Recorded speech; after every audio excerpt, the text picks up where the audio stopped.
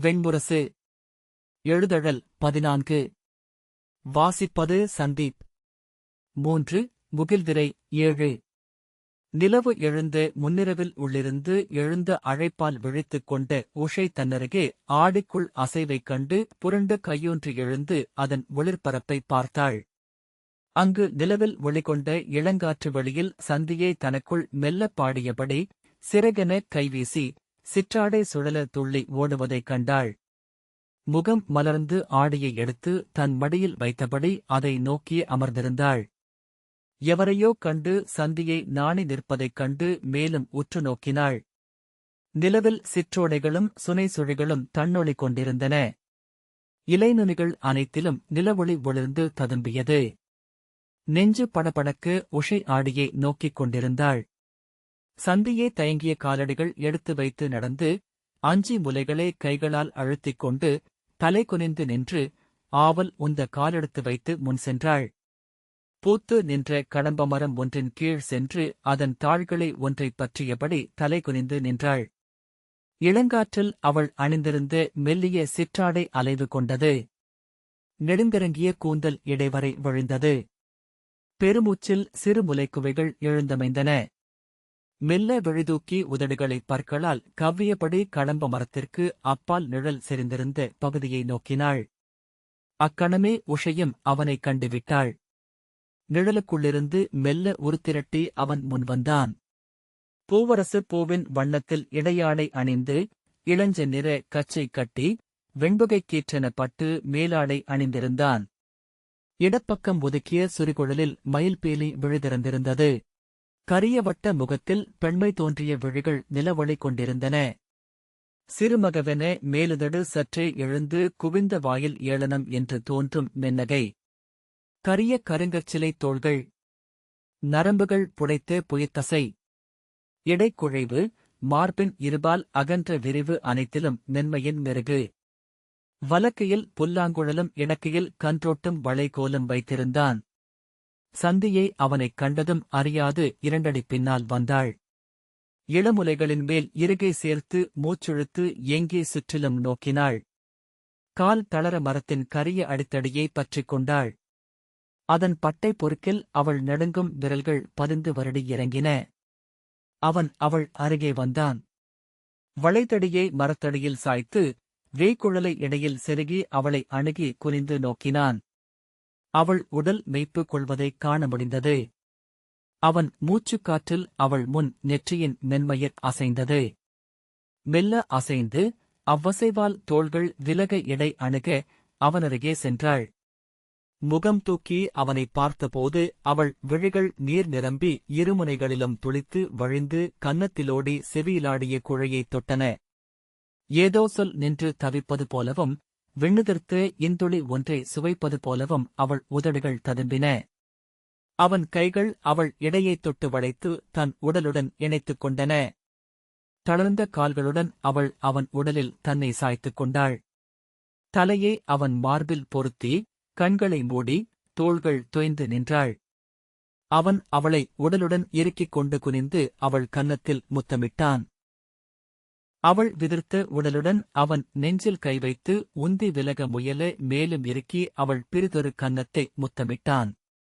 பின்னர் இருகைகளாலும் அவளைப் பற்றி தன் உடலுடன் இறுக அணைத்து உதடுகளால் அவள் உதடுகளைக் கவ்விக்கொண்டான். உருகிக் கொதிக்கும் உலோகச்சிலை போலிருந்தது அவள் முகம். மெல்லிய முனகலுடன் அவன் தோள் சுற்றி அணைத்து அவன் நெஞ்சில் முலை பொருத்தி முகம் தூக்கி அவன் உதடுகளுக்கு தன் உதடுகளை முற்றளித்து பிரிதொன்றிலாது அவனுடன் கலந்தாள். உஷை தன் உடல் நடுக்கிக் கொண்டிருப்பதை உணர்ந்தாள். மூச்சை இழுத்துவிட்டு மீண்டும் மீண்டும் தன்னுள்ளத்தை ஆற்றிக்கொண்டாள். ஆடியிலிருந்து எழுந்த ஓர் இசையை அவள் தன் விழிகளால் கேட்டுக் கொண்டிருந்தாள். அதில் மரங்களனைத்தும் இளநீல ஒளி கொண்டன. நீர்நிலைகள் முத்துச்சிப்பியின் உள்வளைவு போல் மின்னத் தொடங்கின. நிலவு மாபெரும் மலரென இதழிதழாக விரிந்தது. அந்தக் காடு இசையால் ஒன்றென கோக்கப்பட்டது. அவர்களின் உடல்கள் ஒன்றாயின. கைகள் கைகளை கவ்விக்கொண்டன. உடல் உடலை நிறைத்துக் கொண்டது. விடாய் கொண்டு உடல் விம்ம தன்னுணர்வடைந்து நாணி விழி புதைத்தாள். மூடிய விழைக்குள் எழுந்த அவர்களின் உடல் பிணைவுகளைக் கண்டு நெஞ்சு பதற உடல் விதிர்த்தாள். அங்கு நிகழ்வன கண்டு காலத்தை மறந்து நெடுந்தொலைவு சென்று மீண்டும் இடம் காலம் மீண்டு தலை குனிந்தாள். பின்னர் அவன் மடியில் தலை வைத்து விழி மூடி ஓய்ந்து சந்தியை துயில்வதை நோக்கிக் கொண்டிருந்தாள். கடம்ப மரத்தில் சாய்ந்து கால் நீட்டி அமர்ந்து அவன் தன் புல்லாங்குழலை இசைத்தான். அதுவரை அது அவன் உடலில் இருந்தே எழுந்தது போலும். மலர்ந்த முகத்துடன் துயில் கொண்டிருந்த அவள் கால்கட்டை விரல் மட்டும் அவ்விசைக்கேற்ப அசைவதை உஷை கண்டாள். இசை அனைத்தையும் வெறும் ஒளி என்றாக்கியது. நிழலில்லாத ஒளிப்பெருக்கு. அவனும் கரைந்து மறைய மயிர்பீலி மட்டும் விழை என வெறும் நோக்கென அவளருகே நின்றிருந்தது. ஆடியை கவிழ்த்துவிட்டு உஷை மஞ்சத்தில் குப்புறப்படுத்தாள். அறியா ஏக்கம் ஒன்று எழுந்து உள்ளத்தை எடை கொண்ட தாக்க தலையணையில் முகம் புதைத்து விம்மி அழுதாள். நெடுநேரம் அழுது ஓய்ந்தபோது இனிய துயரொன்றால் முற்றிலும் நிரப்பப்பட்டவாக ஓய்ந்தாள். மீண்டும் ஆடியை எடுத்து சந்தியை நோக்க வேண்டுமென்று விரும்பினாள். கை நீண்டபோது தயங்கி பின்னிழுத்து பலமுறை ஆடியைத் தொட்டபின் வாளொன்றை எடுத்து அடிவயிற்றில் குத்தி இறக்கும் தன்வலி வெறியுடன் எழுந்தமர்ந்து அதை எடுத்து நோக்கினாள். கடம்ப மரத்தினடியில் உதிர்ந்த மலர்களின் மெத்தையில் அவிழ்ந்து பரவிய குழல் மீது வெற்றுடலில் நிலவொளி பரவி மிளிர இசையில் உளம் மயங்கி இருப்பவள் போன்று சந்தியை தெரிந்தாள். அவள் இருமுலைகளின் குவை மீது அம்மையில் பீலி விழுந்து கிடந்தது. ஆடியைத் தூக்கி அரைமூலையில் வீசிவிட்டு உஷை திரும்பிப் படுத்தாள். உடல் மிக உயரத்திலிருந்து விழுந்து கொண்டே இருப்பது போல் தோன்றியது. உள்ளத்துச் சொற்களெல்லாம் சிறகு நனைந்து ஒட்டியும் ரீங்கரித்து தன்னைத்தானே சுற்றியும் தடுமாறின. எழுந்து சென்று சாளரத்தினூடாக ஏரியின் நீரில் மெல்ல நெளிந்தபடி கிடந்த நிலவின் பொன்னிற வட்டத்தை நோக்கிக் கொண்டிருந்தாள். அதைச் சூழ்ந்திருந்த முகில்கள் வெண்ணெருப்பென எரிந்தன. மிக அப்பாலிருந்து வந்த காற்றில் ஏரியின் நீராவி இருந்தது. மீண்டும் வந்து மஞ்சத்தில் படுத்தபோது அவள் உடலெங்கும் மெல்லிய சிலிர்ப்புகள் நிகழ்ந்து கொண்டிருந்தன. மூச்சில் முலைக்குவைகள் எழுந்தமைந்தன. கழுத்திலும் கன்னத்திலும் வியர்வை துளிர்த்திருந்தது. இருகால்களையும் பின்னியபடி மஞ்சத்தில் உடலொடுக்கி படுத்திருந்தாள். பின் புரண்டு மஞ்சத்தை உடலால் அணைப்பவள் போல அழுத்திக் கொண்டாள்.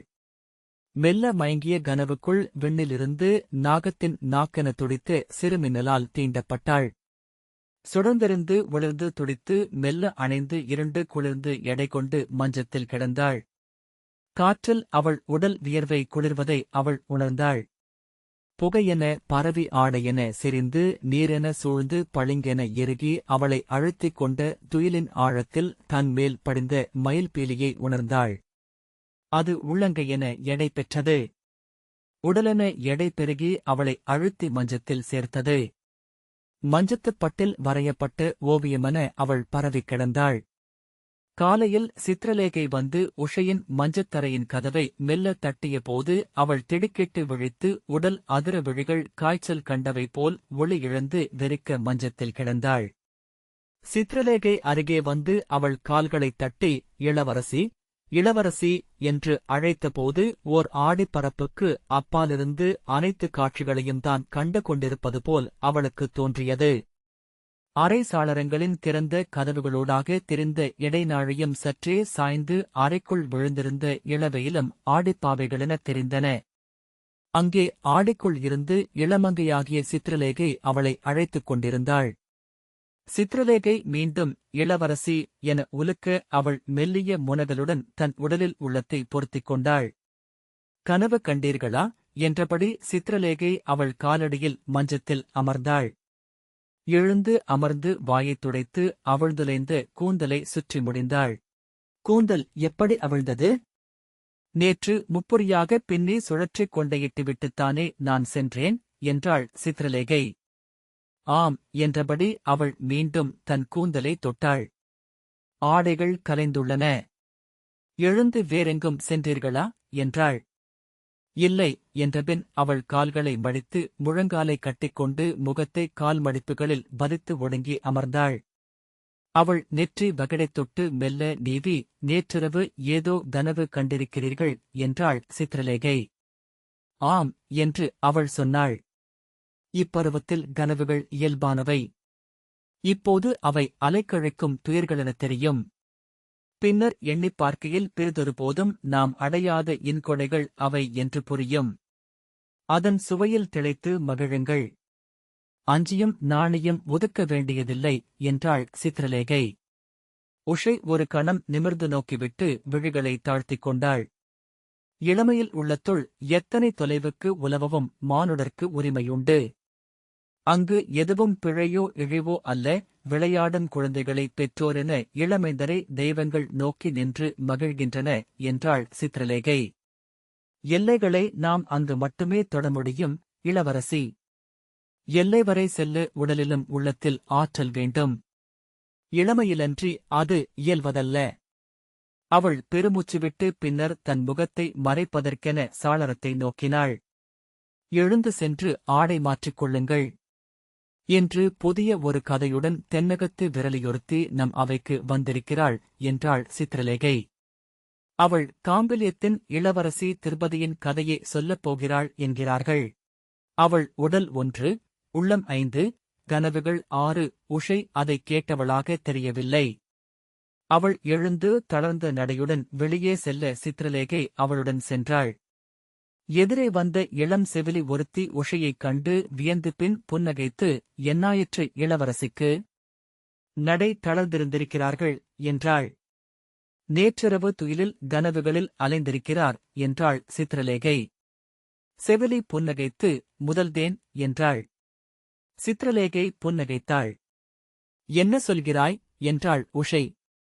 ஒன்றுமில்லை, வருக இளவரசி என்று கைப்பற்றி நீராட்டறைக்கு அழைத்துச் சென்றாள் செவிலி. நீராட்டரை சேடி அவளைக் கண்டதுமே நகைத்தபடி முதற்கனவு என்றாள். சினத்துடன் என்ன சொல்கிறாய் என்றாள் உஷை. முதற்சுவை என்று அவள் சொன்னாள். விளையாடாதே என்று சினத்தால் முகம் சிவந்து உடல் பதற்றம் கொள்ள உஷை சொன்னாள். எவரும் அறிவர், தாங்கள் நாணுவது இயல்பானது. அக்கனவுடன் இந்நாணமும் இணைந்ததே. வருக என்று கைகளை நீராட்டரை சேடி பற்றினாள். அதை உதறி, செல். என்னைத் தொட வேண்டாம் என்றாள். இத்தொடுகை விதிர்பூட்டுகிறதா என்றாள் நீராட்டரை சேடி. அவ்வாறெனில் நான் எண்ணியது மேலும் உறுதியாகிறது. நான் செல்கிறேன்.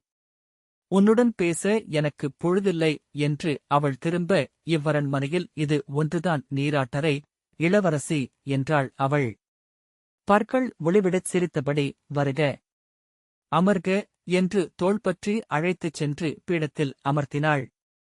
காய்ச்சலில் மென்மையாகிவிட்ட உடலில் தொடுகை அளிக்கும் விதிர்ப்பு போலிருக்கும். உடல் நாவென்றாகி இனிப்பில் திளைக்கும். அவள் தலையசைக்க சித்ரலேகை புன்னகையுடன் வெளியே சென்றாள். நீராட்டரை சேடி உஷையின் ஆடைகளைக் களைய கைவைத்த போது அவள் அதைப் பற்றி தன் உடலோடு சேர்த்து, வேண்டாம் என்றாள். ஏன்? தாங்கள் பிறந்த நாளிலிருந்து நான் தானே நீராட்டுகிறேன் என்றாள். வேண்டாம் என்றாள் உஷை. ஏன் என்றாள் நீராட்டரைச் செவிலி. நானே நீராடுகிறேன் என்றாள் உஷை. சரி, நீங்கள் நீராடுங்கள் என்றாள் சேடி. நீ விலகிச் செல். இங்கு எவரும் இருக்கலாகாது என்றாள் உஷை. சேடி நகைத்தபின் நன்று என்று நீராட்டரை பொருட்களை எடுத்து வைத்து வெளியே சென்றாள். வெளியே நின்றிருந்த செவிலி, இப்போதுதான் எண்ணினேன், முதற்காமம் முடிந்து வருபவள் போலிருக்கிறாள் இளவரசி என்றாள்.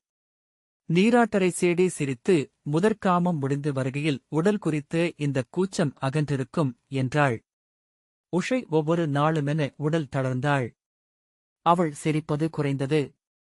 விரலியர் ஆடும் களிக்கூத்து கண்டு வளைகள் உடைய கைகொட்டி நகைத்து வயிற்றைப் பற்றி குலுங்குபவள் இதழ் கோடும் மென்னகையுடன் அமைந்தாள்.